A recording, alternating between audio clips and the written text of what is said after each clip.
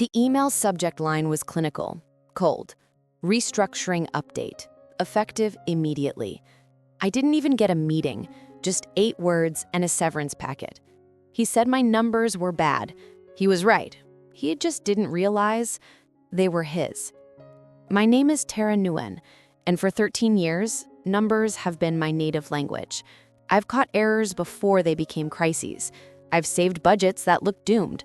I've been called meticulous, dependable, boring. But if you've ever watched arrogance crumble under the weight of a spreadsheet, hit that subscribe button. Because this story, justice didn't need to raise its voice.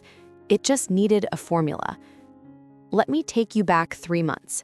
Our CEO, a man who remembered birthdays, who'd promoted me twice, who trusted my instincts, took medical leave. Indefinite. The kind where nobody says the word cancer out loud, but everyone knows. The board didn't waste time. Within 48 hours, they elevated Alex Roth from CFO to temporary chief executive. Alex was different. Where our CEO had been steady, Alex was hungry. He wore custom suits that whispered money.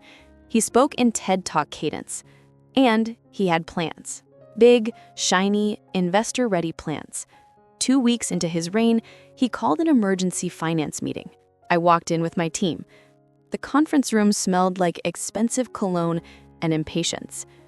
Quarterly projections, he said, sliding a tablet across the table. I need them revised. I glanced at the screen. Our numbers were already there. Realistic, cautious, vetted. These are the projections, I said carefully, based on current receivables, market contraction, and he cut me off. They're depressing. Silence hung in the air. I'm sorry? I asked. He leaned back, fingers steepled. Tara, we have investor calls in 6 days. These numbers, they tell a story of stagnation. I need a narrative that inspires confidence. I felt my jaw tighten. Alex, accounting doesn't deal in narratives. It deals with data. What you're asking me to do is... He interrupted again, his smile thin as a razor. What I'm asking is for you to lead instead of anchor. My team shifted uncomfortably. I kept my voice even. If you want optimistic projections, I can model best-case scenarios, but I won't sign off on figures I can't defend. His expression didn't change, but something behind his eyes did. Noted, he said. The meeting ended. I should have seen it coming. 2 days later, the email arrived. Subject, restructuring update. Effective immediately. The severance letter was a masterpiece of corporate doublespeak, performance inconsistencies, realignment of strategic vision. We wish you well in future endeavors. I sat in my car in the parking garage for 20 minutes, staring at my phone. 13 years. 13 years of clean audits, flawless reconciliations, late nights fixing other people's mistakes. And I got fired for refusing to lie. I didn't cry. I didn't scream. I drove home, poured a glass of wine, and opened my laptop. Here's the thing about being an accounting director. You don't just see the numbers. You see the patterns beneath them, the rhythms, the irregularities. And Alex Roth's financials, they'd been itching at the back of my brain for weeks. I still had access to the company's ledger backups, standard compliance protocol. My credentials wouldn't expire until midnight. So I ran a reconciliation script I'd written years ago. A little Python magic that cross-references vendor invoices, payment authorizations, and departmental budgets. Most of the data flowed clean, but then I saw it. A consultancy firm, Roth Advisory LLC. Subtle, almost invisible. Except I knew every vendor we used. And this one? It had appeared exactly 3 months ago, right when Alex became temporary CEO. I pulled the invoices. Luxury hotel stays in Miami, first-class flights to Aspen, furniture deliveries to a secondary office address, something called executive image coaching, billed at $12,000, all of it coded under operational consulting. All of it paid to a shell company that shared Alex's last name. My hands didn't tremble. My heartbeat stayed steady. I've spent my career in numbers, and numbers don't lie. They just wait to be read correctly. I compiled everything into a single audit file. Clean, thorough, irrefutable. The title? Variance Explanation, Quarter 3. Sunday night, 11:56 p.m. I hovered over the send button. 1 email, 1 attachment. 2, full board distribution list. The subject line was polite, professional. Per CFO Roth's request for transparency, corrected Q3 financials, attached. The body text was simple. Dear board members, in the spirit of the financial clarity recently emphasized by temporary CEO Roth, please find attached a comprehensive reconciliation identifying the $4.2 million variance in quarter 3 projections. All sources are documented and cross-referenced with vendor payment records. Best regards, Tara Nguyen. I clicked send at 11:58 p.m. Then I closed my laptop, made chamomile tea, and slept better than I had in months. I woke to 17 text messages, most from former coworkers, a few from teammates I thought had ghosted me. Tara, what did you do? Emergency board call at 6 a.m. Holy shit, holy shit.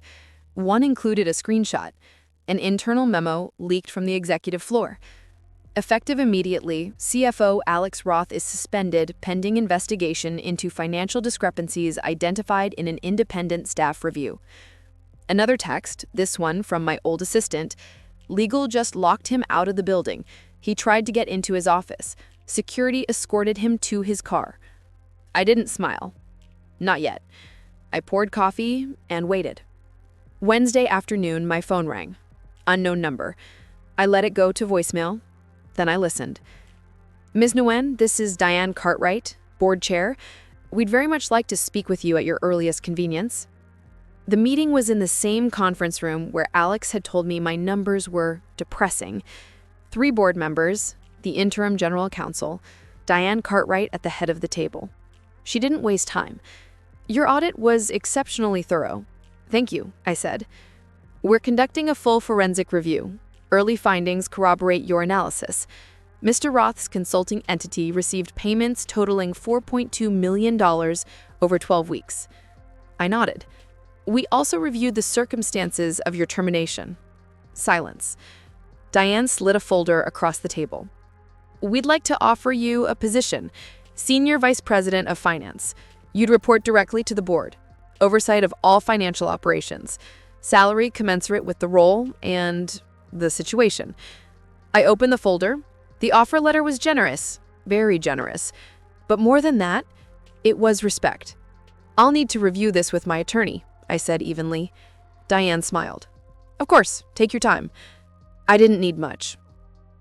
2 weeks later, I walked back through the front doors, not as accounting director, as Senior Vice President of Finance. The reception was quiet. No balloons, no fanfare. But as I crossed the lobby, people looked up. A few nodded. One analyst gave me a subtle thumbs up. My old team was waiting by my new office. Bigger space. Corner view. Welcome back, my assistant said, grinning. Glad to be here, I replied. Later that afternoon, I got an email from Diane. Subject, update. Mr. Roth has agreed to a settlement to avoid criminal prosecution. Repayment in full plus penalties. He is barred from executive roles in any publicly traded company. Thank you for your integrity. I archived the email. Then I opened the Q4 projections. Numbers don't hold grudges, but they do hold people accountable. Here's what I learned. You don't need to shout to be heard. You don't need to burn bridges to find justice. Sometimes the most powerful thing you can do is your job. Precisely, thoroughly, honestly. Alex Roth thought I was a problem because I wouldn't bend the truth. Turns out, I was the only one in the room who could see it clearly. He said my numbers were bad. He was right. They just weren't mine. So tell me, what's the smartest, quietest revenge you've ever seen? The kind where karma didn't need fireworks? Drop your story in the comments. I read every single one. And if you believe competence is the best comeback, smash that like button and subscribe, because in this channel, arrogance always gets audited. See you in the next one.